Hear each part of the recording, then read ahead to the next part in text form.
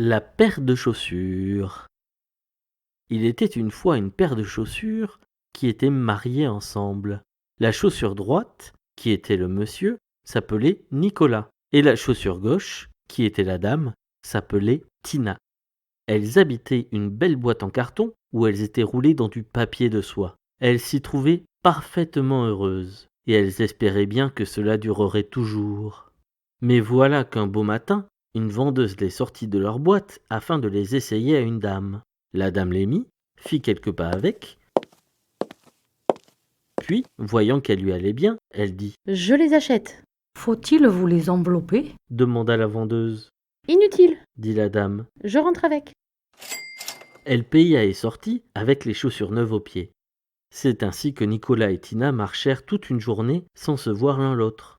Le soir seulement, ils se retrouvèrent dans un placard obscur. « C'est toi, Tina ?»« Oui, c'est moi, Nicolas. Ah, quel bonheur! Je te croyais perdu. »« Moi aussi. Mais où étais-tu ? » ?»« Moi, j'étais au pied droit. » »« Moi, j'étais au pied gauche. » »« Je comprends tout, » dit Nicolas. « Toutes les fois que tu étais en avant, moi, j'étais en arrière.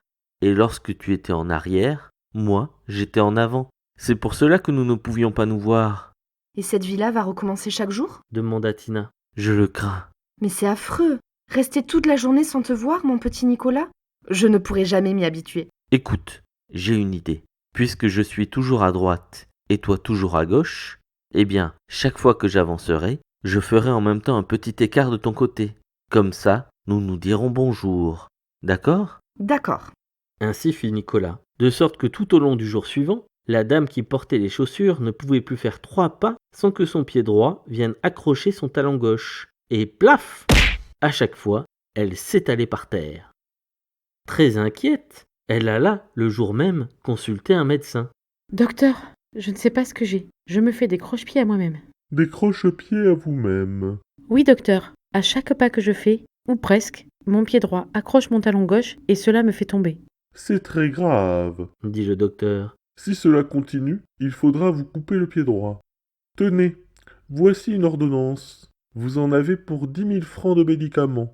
Donnez-moi 2 000 francs pour la consultation et revenez me voir demain. » Le soir même, dans le placard, Tina demandait à Nicolas. « Tu as entendu ce qu'a dit le docteur ? » ?»« Oui, j'ai entendu. » »« C'est affreux. Si on coupe le pied droit de la dame, elle te jettera et nous serons séparés pour toujours. Il faut faire quelque chose. » »« Oui, mais quoi ? » ?»« Écoute, j'ai une idée. Puisque je suis à gauche, c'est moi, demain, qui ferai un petit écart à droite, à chaque fois que j'avancerai. D'accord ? » »« D'accord. » Ainsi fit-elle, de sorte que tout au long du 2e jour, c'était le pied gauche qui accrochait le talon droit. Et plaf ! La pauvre dame se retrouvait par terre. De plus en plus inquiète, elle retourna chez son médecin. « Docteur, cela va de moins en moins. Maintenant, c'est mon pied gauche qui accroche mon talon droit. » »« C'est de plus en plus grave. » dit le docteur. « Si cela continue, il faudra vous couper les 2 pieds. Tenez, voici une ordonnance. Vous en avez pour 20 000 francs de médicaments. Donnez-moi 3 000 francs pour la consultation.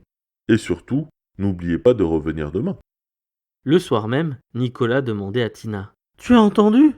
J'ai entendu. Si l'on coupe les 2 pieds de la dame, qu'allons-nous devenir ? Je n'ose pas y penser. Et pourtant, je t'aime, Tina.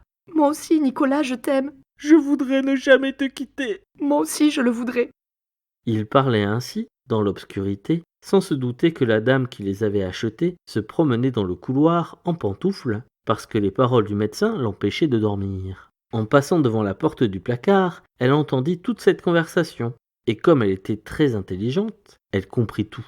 « C'est donc ça ? Pensa-t-elle. Ce n'est pas moi qui suis malade. Ce sont mes chaussures qui s'aiment. Comme c'est gentil. » Là-dessus, elle jeta à la boîte aux ordures les 30 000 francs de médicaments qu'elle avait achetés, et le lendemain, elle dit à sa femme de ménage. « Vous voyez cette paire de chaussures ? Je ne les mettrai plus, mais je veux les garder quand même. Alors cirez-les bien, entretenez-les bien, qu'elles soient toujours brillantes, et surtout ne les séparez jamais l'une de l'autre. » Restée seule, la femme de ménage se dit. « Madame est folle de garder ses chaussures sans les mettre. Dans une quinzaine de jours, quand madame les aura oubliées, je les volerai. » 15 jours plus tard, elle les vola et se les mit aux pieds. Mais quand elle les eut mises, elle aussi commença à se faire des croche-pieds à elle-même. Un soir, dans l'escalier de service, comme elle descendait les ordures, Nicolas et Tina voulurent s'embrasser et... La femme de ménage se retrouva assise sur un palier avec plein d'épluchures sur la tête et une pelure de pommes de terre qui pendait en spirale sur son front, comme une boucle de cheveux. Ces chaussures sont sorcières. Je ne les mettrai plus. Pensa-t-elle. Je vais les donner à ma nièce, qui est boiteuse. C'est ce qu'elle fit. La nièce, qui était boiteuse en effet, passait presque toute la journée assise sur une chaise, les pieds joints. Quand par hasard elle marchait, c'était si lentement qu'elle ne pouvait guère s'accrocher les pieds. Et les chaussures étaient heureuses, car même dans la journée, elles étaient le plus souvent côte à côte. Cela dura longtemps. Malheureusement, comme la nièce était boiteuse, elle usait d'un côté plus vite que de l'autre. Un soir, Tina dit à Nicolas: Je sens ma semelle qui devient fine, fine. Je vais bientôt être percée. Ne fais pas ça, dit Nicolas. Si on nous jette, nous allons être encore séparés. Je le sais bien, mais que faire? Je ne peux pas m'empêcher de vieillir. Et en effet, 8 jours plus tard, sa semelle était trouée. La boiteuse acheta des chaussures neuves et jeta Nicolas et Tina dans la boîte à ordures. Qu'allons-nous devenir? Demanda Nicolas. Je ne sais pas. Si seulement j'étais sûre de ne jamais te quitter.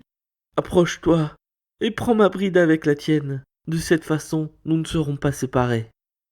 Ainsi firent-ils. Ensemble, ils furent jetés à la poubelle. Ensemble, ils furent emportés par le camion des éboueurs et abandonnés dans un terrain vague. Ils y restèrent ensemble jusqu'au jour où un petit garçon et une petite fille les y trouvèrent. « Oh, regarde! Les chaussures, elles sont bras dessus, bras dessous !» C'est qu'elles sont mariées ensemble. Dit la petite fille. « Eh bien, Dit le petit garçon. puisqu'elles sont mariées ensemble, elles vont faire leur voyage de noces. » Le petit garçon prit les chaussures, les cloua côte à côte sur une planche, puis il porta la planche au bord de l'eau et la laissa descendre au fil du courant vers la mer. Pendant qu'elle s'éloignait, la petite fille agitait son mouchoir en criant. Adieu, chaussures! Bon voyage!